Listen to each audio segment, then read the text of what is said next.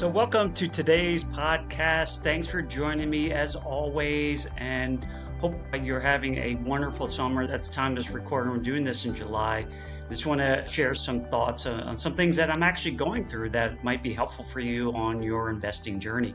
I've come across a lot of folks who are starting to get interested in real estate. They see maybe they're heavily invested only in equity markets, and they recognize maybe that's a little distorted today, overvalued, and they're considering, hey, how do I get into the real estate game? And there's so many ways to do it. So I want to spend this episode walking you through something that's going on currently with me in my portfolio in real estate and kind of take you back to when I first started. And it wasn't a quick little journey. So I'll share you more about what I went through and learned, and hopefully it's helpful for you as you're considering getting into real estate. Now, it's not for everybody, and this is the beauty of it. It's something that we all have to kind of learn and figure out how it fits into our overall lives. So this is to me a going to be a little journey through kind of what I went through, and it's kind of a little nostalgic too for me because this is kind of where a lot of my real estate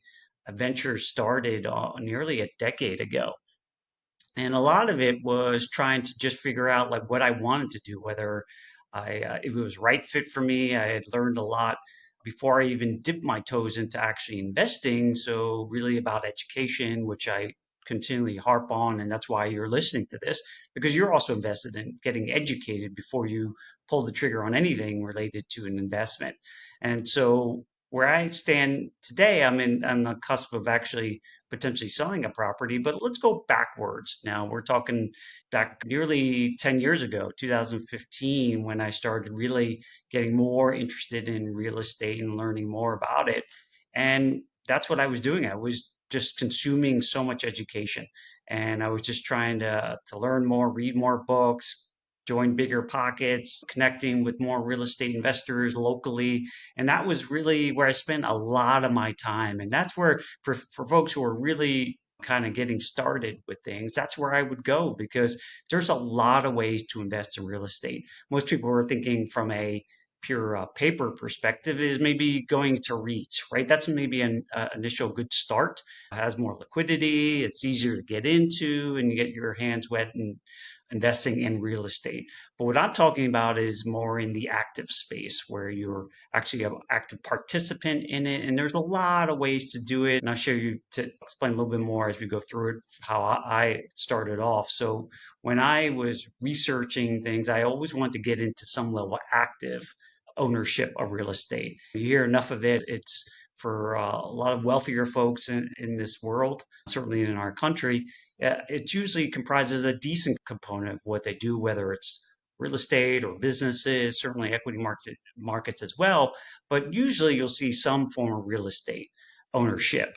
And when I was researching it at the time, was thinking of maybe investing in syndications because I learned about that, but I wanted to get more active. So I first started really dipping into it by going into real estate meetups and just being around other real estate investors and kind of learning the approaches they were taking. And again, like I said earlier, there's so many ways to get into it, and the further you get into it, then you sort of figure out maybe sort of what is a better fit for you. And even before really getting into whether real estate is a good fit is understanding why you're doing this, right? We can often, as advisors, really jump into strategies, tactics, and such, but really understanding your values personally and what you're envisioning for your financial life and your life in general, and where does this fit in? And then you can maybe apply strategies. So I really would certainly recommend you before you dive into it, really understand why you're doing this and what you're hoping to gain out of it and how it's aligned to your kind of core values as a individual and how it can help you and your family. So I'm not going to go deep into that here, but certainly for me personally, it was really about gaining a little bit more ownership and control. And I read so much around how so many people have gained so much wealth from it. And certainly it was important for me for building wealth for my family and building some potentially generational wealth. So that was really my kind of why and where I went into it. And I wanted to take more ownership of it. So again, you don't have to that become active, but that certainly being more actively involved, I think, will give you a higher chance of outsized returns. Passively, there's options for that too, which we'll go into. So as I got into meeting folks and learning kind of where I want to start, I was still fairly hesitant to pull the trigger to invest in anything. So before I did that, I just kind of aligned myself with other experts in the area. And where I am in Connecticut, I started going to these events and met a more seasoned investor who was buying a lot of properties back. This is back in the 2012 to 14 range, in that range, about a little over 10 years ago. I started just striking up relationships, right? You think of a lot of things in business, it's really about people and relationships and trust. So a lot of that is takes some time, and you meet a lot of folks who maybe are not maybe aligned to how you think about things. But this is where you have to get out there and meet people. I mean, we're still in the people business in a lot of ways, and certainly real estate requires that. So that's how I started getting my real estate investing going, because I went to the seasoned investor. He was doing really well, but he was being challenged. And his main challenge was that he was finding opportunities, but he couldn't fund any of them. He already had maxed out all of his resources. And this tips on the idea of leverage, right? So I was able to loan him money. That's what I had more of, capital, but not the expertise and knowledge and experience. So I helped him out secure more investments by loaning him money and certainly coming along with him on the ride to learn, right? Because I have seen his properties. He was buying distressed properties, bank owned or short sales, and he was buying them fairly cheaply and then renovating them and then going renting them out, right? This is time kind of post 2018 crash, and sort of some of the sort of impacts from that kind of took a little bit longer for some of the housing markets, but that's where he was with a lot of properties that were coming about that were people couldn't afford anymore, and so he was just buying them up and renting them out. And so I supplied him money. And through the course of it, we obviously built a relationship. I made a little money, but got to be around that environment and learn kind of some things that he was doing to build his success. So through the course of that relationship, which took a couple years, and I was just more passively investing, he helped me secure my first property. And this is kind of where I want to kind of dive into and kind of tell the story of this, because it was my first property that I had secured myself. And this was nearly 10 years ago. And it was a short sale, and we identified it and ran the numbers to kind of figure out what it would take to renovate it and what it might be worth. And we went through those analytics to figure out whether it was a good deal or not. And through the course of it, I was able to secure this property for fairly cheap, all cash, and that's what I had capital at the time to be able to take this property down. And then we went through the renovation process, which was something I'd never really gone to that depth for before, but it was certainly challenging. I had brought in different types of experts in there. I was quote sort of GCing it to some degree, but I certainly had some help from some trusted folks that were helping out from a renovation standpoint. And we took a property, we paid 70,000 for it and put in maybe 30,000 into it and all in, and we renovated in a matter of about a month and a half, 2 months. So it was really an interesting process. Definitely did not go without its hiccups. We actually got robbed one time, which was crazy. Nothing severely damaging, but here we are, the kind of going through it for the first time, and it was a little sloppy with it. Left, I guess, the door unlocked at one point, and someone came in and took some copper from our plumbing. So it was one of those things you kind of live and learn. Nothing massively bad happened, but here our vacant house, and people could see it's being renovated, so it becomes right for or damage from others. So through the course of that, though, finally we were able to renovate this property, and again put the total 100,000 into it, and we started renting it out, and it was getting good rent, well above, if you've ever seen anything around real estate. Usually they have a 1% sort of rule or benchmark in terms of rent versus value of the home. So you spend 100,000, it could get a decent amount of rent to be above 1%. So it was cash flowing, right? And obviously I didn't have any note on it at the time. So it was just paying taxes. So it was generating revenue. And We had to go through the process of figuring out how to rent this out. So that was in itself a very interesting process. I, I had really no idea about property management really at the time. So I just went through all my resources in bigger pockets and sort of found some resources to say, here is how you secure tenants, what to look for, the documents. So I was kind of learning this all on the fly.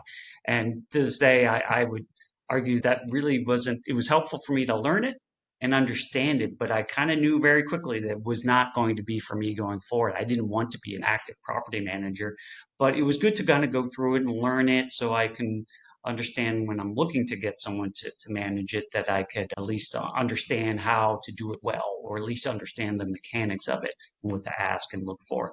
So it was a eye-opening experience, and I was actually interviewing potential tenants and doing background checks and all that. So that was pretty actively involved, and I was using this for a learning experience. And through the course of it, obviously you got a renter in there, and so we got a renter in there. And again, my first one, I was really excited. Someone paying me checks, right, for a house that I owned, and it was going okay for the first year or so until the tenant stopped paying. Right, this is what ends up happening. Some people are warn you about getting into real estate, you're dealing with toilets and tenants and termites, whatever you want to call it. But that was the first headache. I experienced it very quickly. And then here I had a tenant that looked great on paper. We interviewed her and her family, and it was looked really good, honest person, but stuff happens and they couldn't afford the rent. And so we kind of went down this sort of channel of trying to figure out, well, what's the process? Well, this is where you have to get it, understand, be prepared for these things in terms of your state laws around what you have to, how much time you have, and what the process is to start the sort of potential eviction process if it goes down that path. But thankfully, through the course of this, we were able to rectify it and negotiate a different way to pay the rent over time, and certainly came with some headaches. And stayed with this tenant for a few years. Through the course of it, it's a lot of ups and downs. And then frankly, when I kind of reflect on it, I was probably a little too lenient. And we do have to treat these things as businesses because they are really small little businesses.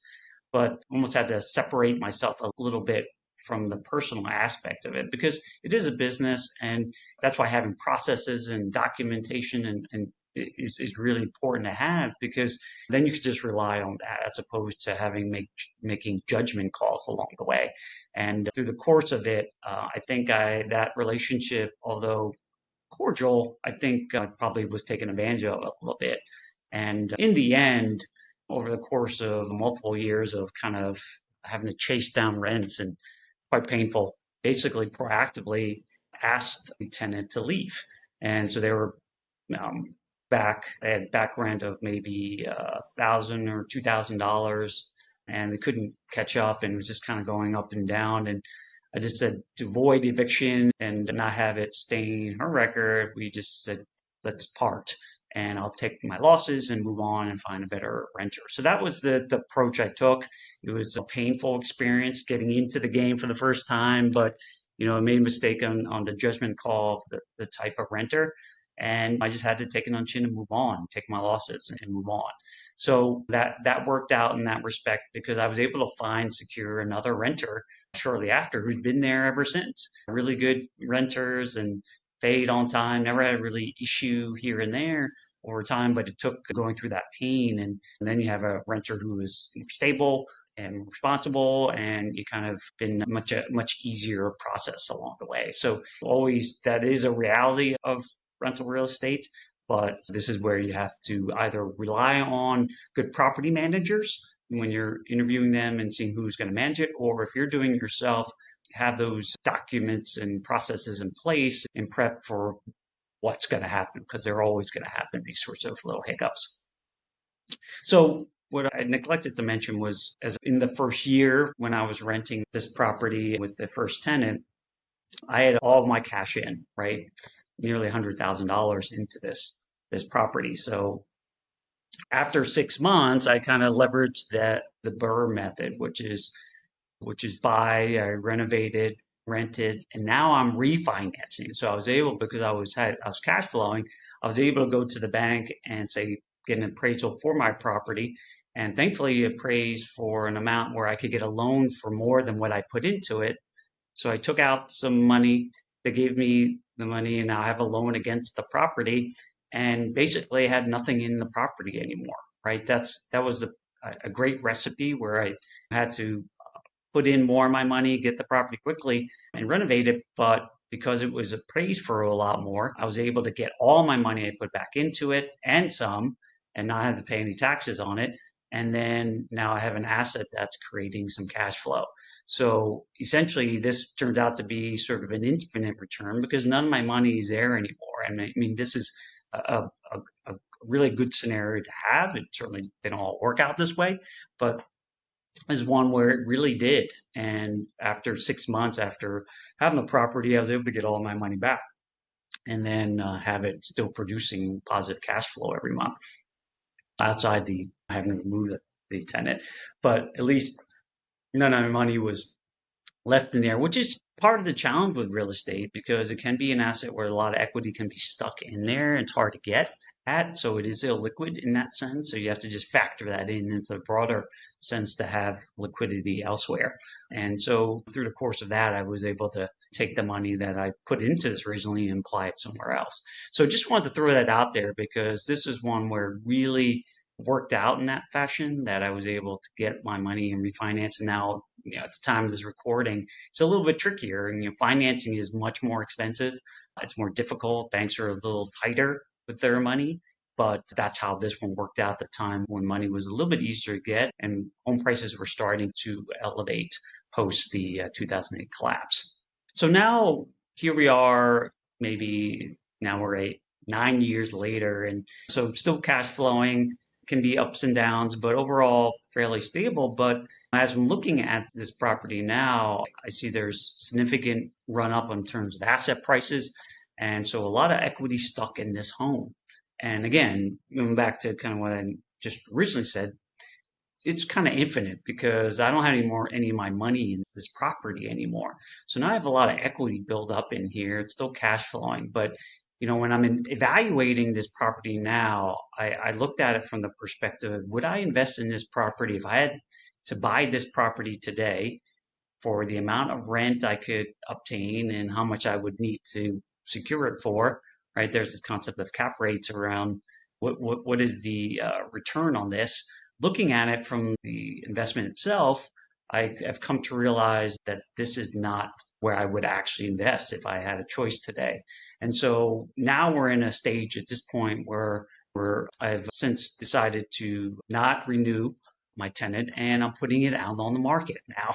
So this is a really interesting time as we're getting closer to having tenants leave, but then putting it on a market where today's market is unusual, right? Because we have high interest rates, we have a potentially teetering market, right? Economy, which you have signs of it. So, and there's not a lot of inventory out there.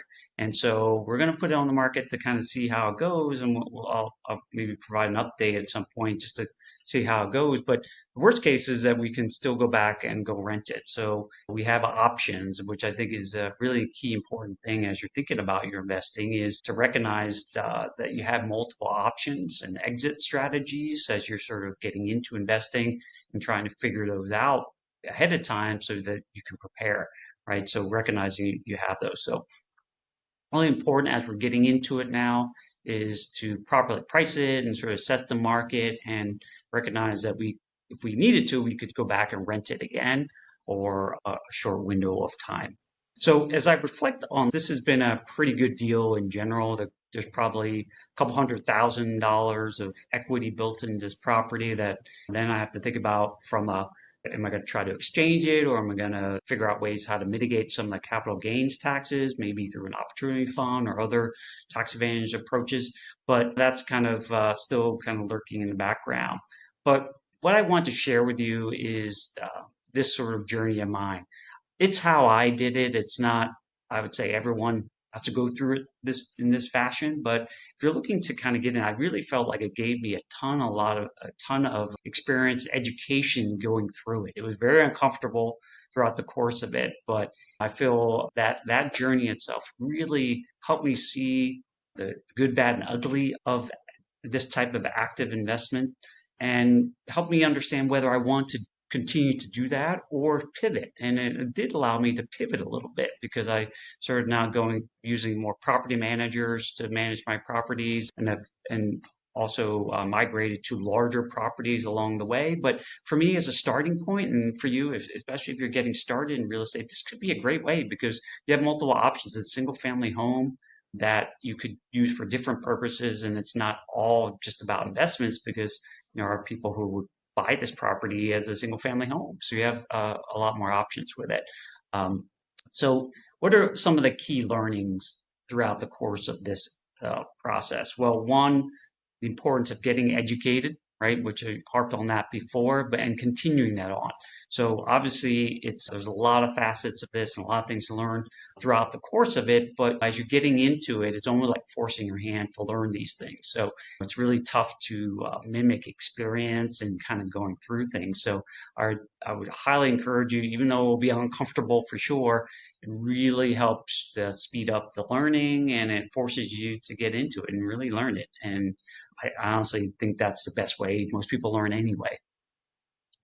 The second piece is about leveraging experts and teams. I'm a big believer. I grew up kind of in the team-based environment. I think that's so key because especially in real estate is definitely a team sport. There's so many experts from realtors to mortgage lenders to, in my case, real estate investors who were more advanced that played a mentor role for me. So really surrounding yourself with others who are going to add to your team to help you make the better decisions and support you along the way is so key. And trying to do this yourself is certainly a recipe for going slower and probably making a lot more mistakes. Certainly, I made enough of them along the way, but getting the core set of your team together up front is really going to be helpful as you kind of migrate forward in this and teaming up with folks that you can trust that bring their level of expertise into the fold are really huge. Just like anything else, you kind of get started in something. I think there's so many curveballs along the way, and I think recognizing that when you get started in something, you're going to experience them and be prepared to recognize that you're going to have to problem solve for them along the way. That even though things may seem to be working out perfectly, there's always a hiccup coming and some change in direction. And really, I think as I reflect on a lot of it, it helped me sort of, even though it was stressful at many times, especially when tenants not paying or I got an issue with having to fix aspect of the house with the HVAC, all those things along the way, it kind of just helped reinforce that, hey, we're in this for the long haul, right? In terms of the long run sort of approach to this investment was not designed to be a short term one. And knowing that these things are going to come and how can you be prepared for them? So a lot of it's just planning, having reserves available, and knowing that there are ways to solve all of these problems as long as you kind of stay calm with it and then solicit help from those around you and your teammates and being sort of on top of what's happening, right? You can't be a sort of absent landlord and not be involved, especially if you're going to do it in this active way.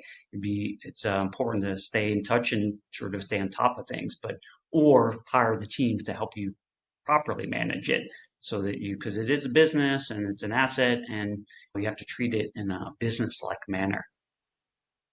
And the last thing I'll leave you is when you're getting started, it was exciting, and I didn't know at the time what the exit plan will be. But I think it's important to kind of understand was that concept of the end in mind, like what it could be, whether it's selling the property if you want to do a flip or renting it long term, or in my case, then like selling it. Right, as a property that maybe doesn't fit my investment portfolio, recognizing and understanding ahead of time, like what are potential exit strategies for you as you're thinking about your investment is key, right? We know things will change along the way, but understanding in the future what that could look like is important, and then setting yourself up that you can use one of those exit strategies when the time dictates. And so I think it's important to really think through those things a little bit as you get into it. And this maybe ties into kind of your kind of why and the vision for your real estate investing. What do you hope it to amount to and how it is meant to serve you and your family, and having at least that upfront knowledge, and then it certainly would help you get through some of the painful aspects of it that I had to endure because you have a longer term vision of it in sight and certainly exit strategies. So I hope this was helpful to give you kind of just a little journey of kind of this one property. It's been overall very lucrative. It certainly was very active, and so that's one arm that you got to just get comfortable with. That if you want to be active in it, I think the returns can be more significant if you're willing to do that. But if it's not, that's fine too, and that's why it's your path to figure out how you can play a more passive role in that through syndications or even just private lending or other REITs and such, then maybe that's a better home for you. But for those who are looking to get more into direct investment and ownership. Obviously, there's tons of tax benefits to this. A lot of cash flow wasn't taxable. And obviously, any gains or capital gains taxes rates, which are lower than ordinary income. And then there are options to potentially roll this into other assets down the road to defer those taxes even further. So, just something to consider as you're thinking through this. But I wanted to give you a snapshot and little kind of short little story of kind of where I started with this and hopefully gain some insight to help your thinking as you consider getting into the real estate game. And certainly anyone who's thinking about, certainly reach out and certainly love to share my thoughts with you further and help you along your journey. So thanks for joining today. And certainly if you found this helpful, share it with somebody you think would benefit in learning about it, right? And so they can experience another way to expand what they're doing financially and give them some education to get them going. Take care, and we'll see you on the next episode. Thanks for joining me on this episode today. I really am grateful for you as listeners to the Perennial Pride podcast. I hope you're getting some tremendous value out of it and hopefully pushing you along your journey to financial freedom. I put this podcast together really to help help you get more educated around your finances so that you feel empowered to live the life that you really want. And if you like the content that you heard today or watched, then I would encourage you to go to my website, perennialpride.com. There's tons of other content there. And you can access my book, Wealth Beyond the Numbers. You can buy it there on my website. It's a aggregation of a lot of great tips and tools I've learned to not only build my wealth in my accounts, but build wealth in my life and abundance and joy, and something that has a lot of my experiences in the journey that I've been on personally. Hopefully that can be also of value to you as you sort of move forward. So thanks again for being a Perennial Pride listener, and we'll see you on the next episode.